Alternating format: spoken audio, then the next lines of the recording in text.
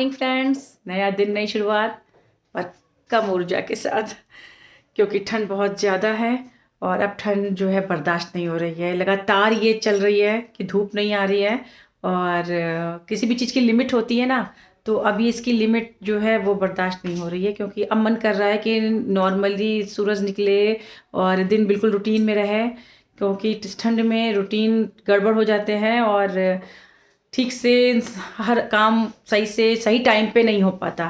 और इतने ज़्यादा कपड़े, इतने ज़्यादा बस ये है कि आप चाय, रजाई, कंबल रूम में रहें, हीटर में रहें, और ये परेशान कर रहे हैं। तो मैंने चाय पी ली है और आप लोग भी सुबह की चाय पी लीजिए।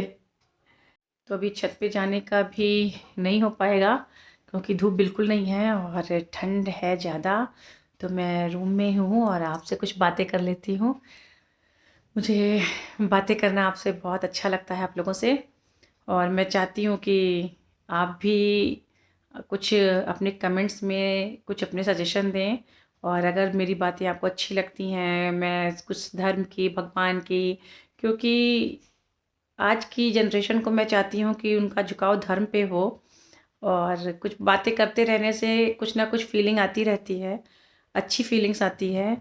तो इसलिए मैं सभी बच्चों से और सभी लोगों से कहूँगी कि वो भी अपने घर में इस तरह का माहौल दें और 24 घंटे में 24 मिनट के लिए ही सही, थोड़ा सा उनको भगवान के प्रति, और उनको ये कहें कि कर नहा लिए हो तो मत पूजा करो, हाथ ही जोड़ लो मंदिर में जाके, ताकि उनको पूजा पाठ के लिए एक मन में आस्था और एक लगाव बना रहे।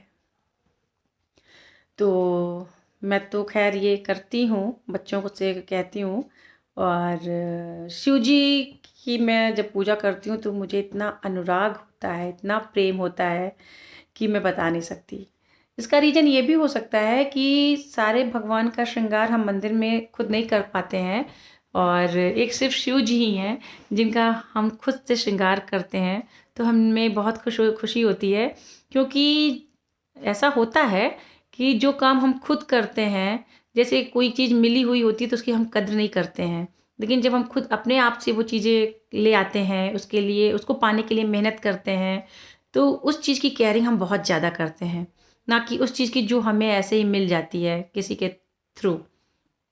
उसी तरीके से प्यार जितना मुझे भोलेनाथ से है तो मैं बता ही नहीं सकती। और शिव जी के बारे में कितना कहे कोई, कितना सोच ले, क्या बताए। वो तो स्वयंभू हैं। स्वयंभू, उन्हें शंभू मतलब बोलते हैं, तो स्वयंभू यानी वो जन्म लिए ही नहीं हैं और वो प्रकट हुए हैं। और उनके प्रकट होने में भी बहुत सारी बातें हैं। शिव पुराण में अलग है, भागवत में अलग है, विष्णु पुराण में अलग है। शिव पुराण में है कि वो जलते हुए तेज खंभे से प्रकट हुए। विष्णु पुराण में है कि वो विष्णु जी के माथे से हुए। तो वो योग मुद्रा में इसलिए रहते हैं कि ब्रह्मा और विष्णु जी झगड़ा कर रहे थे कि कौन सा उसमें महान है, कौन सा उसमें तेज है। तो वो फिर विष्णु जी के माथे से प्रकट हुए। और शिव पुराण में है कि वो जलते हुए खंभे से प्रकट हुए, इसलिए उन्हें स्वयंभू बोलते हैं, शंभू। और और ये भी एक है जगह है कि ब्रह्मा जी को एक परेशान थे कि उन्हें एक पुत्र हो, उन्हें एक पुत्र हो, तो अचानक से उनकी गोद में एक बालक रोने लगा। इस तरह की बहुत सारी बातें हैं, लेकिन वो शंभू तो हैं और शिव जी स्वयंभू हैं। तो ये बातें हैं। और जब वो प्रकट हुए, जब वो हुए, अवतरित हो गए, तो उनके साथ 3 चीज़ें और आईं, अवतरित हुईं, जो है सत, रज, तम। ये 3 गुण होते हैं। तो इनको भी एक रखना और इनको कंट्रोल में रखना जिसे कह सकते हैं, वो सबके बस की बात नहीं थी। तो शिव जी ने उनको अपने त्रिशूल में ले लिया, जिसका नाम त्रिशूल पड़ा। तो त्रिशूल में 3 देखिए वो होते हैं, 3 डंडे। तो उसमें एक सत, रज, तम, ये तीनों को इकट्ठा करके शिव जी ने अपने त्रिशूल का नाम दे दिया। और डमरू भी वो अपने साथ इसीलिए रखते हैं क्योंकि जब माँ सरस्वती ने वीणा बजाया और वीणा की जो ध्वनि निकली वो इतनी धीमी थी कि उसका तेज, उसका स्वर नहीं जग पे पहुँच पा रहा था। तब इन्होंने 14 बार डमरू बजाया और उससे सुर ताल का जन्म हुआ जिसे कहते हैं। इस तरह की बातें हैं तो बहुत अच्छी लगती हैं। शिव जी के बारे में ये सब मैं आपको बता रही हूँ ताकि धर्म जो है वो जितना भी उसके बारे में जानेंगे कम है। मैं तो कुछ भी नहीं हूँ। और फ़िल्मी दुनिया और गपशप ये सब तो होता ही रहता है। आप कुछ भी मोबाइल पे खोलेंगे तो आपको ये मिल जाएगा। और इसमें लेकिन भगवान के प्रति कुछ बातें करना, उनके प्रति जानना, उनके लिए अनुराग पैदा करना, वो भाव लाना, तो ये कम होता है। और आज की जनरेशन बहुत ही कम हो गया है उसका लगाव इन सब में। तो मैं यही कहूँगी कि कुछ ना कुछ इस तरह से घर में महीने में एक बार कोई पूजा पाठ कराना या कहीं बच्चों को साथ मंदिर ले जाना, बचपन से ही करते रहिए ताकि उनके मन में भगवान जी के प्रति आस्था विश्वास पैदा रहे और बना रहे। कर्म हम करते हैं लेकिन भगवान की प्रेरणा अगर रहेगी तो वो कर्म और अच्छा करेंगे और जो भी करेंगे अच्छा कर्म करेंगे। तो इसलिए मैं यही कहूँगी कि आप भी अपने भगवान की बातें घर में करें और अच्छा एक बच्चों को संस्कार माहौल मिलेगा उससे।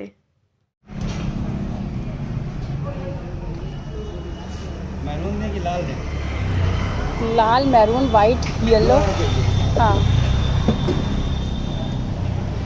सब दे दीजिए।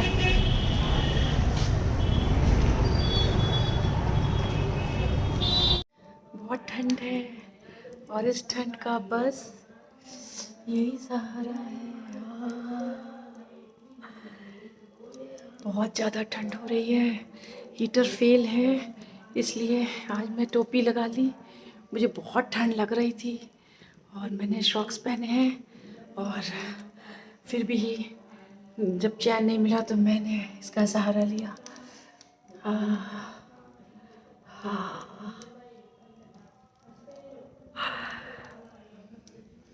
आप लोग भी ज़रूर टोपी लगा लें, शॉक्स पहन लें और ऐसे ही आग जला के बैठें और गर्मा गर्म मैगी खाएं।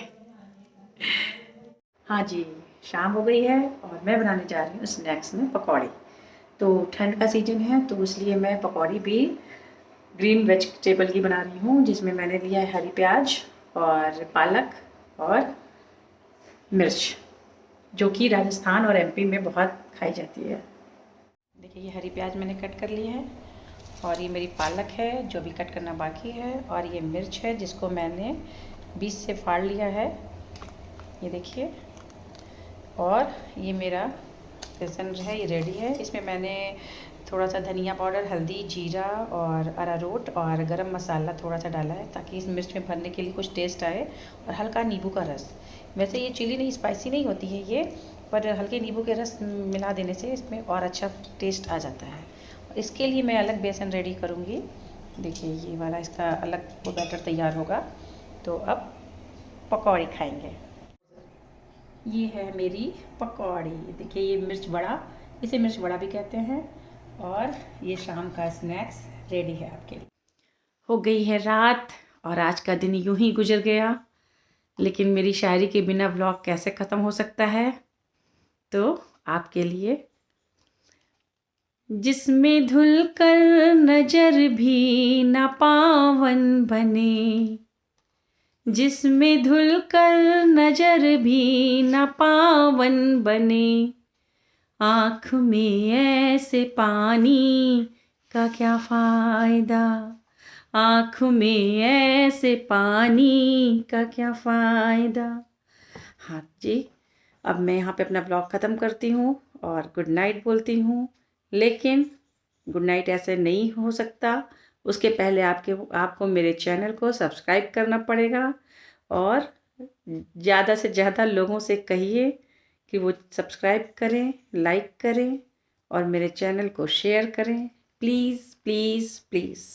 तब तक कल फिर मिलेंगे नए दिन नई शुरुआत के साथ। तब तक के लिए गुड नाइट, बाय बाय।